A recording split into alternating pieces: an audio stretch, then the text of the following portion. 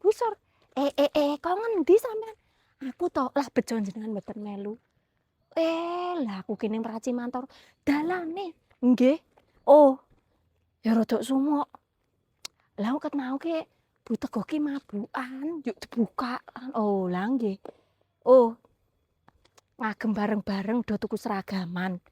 Ngagem niki piyayi sing wernane iki ki jenenge wernane platinum. Elok apik to. Ajeng piyayi platinum mrene.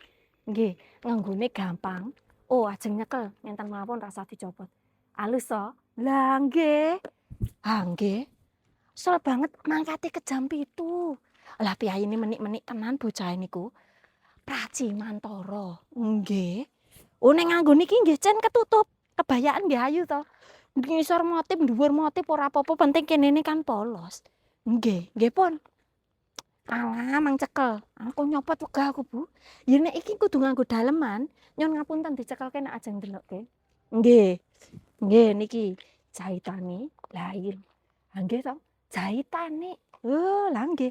Nek niki kula nganggo cipu, soalnya bahan cerutik kan sok ya licin-licin ngonten nggih wajar.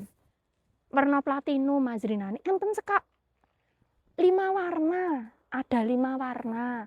Apik-apik, Bu, tenan. Aku ndek ngene bingung le arep milih. Tukune ning Olivijab. Nggih pun. Nggih pun, Bu. Nggih. Monggo Bu Sur. Hip, Bu.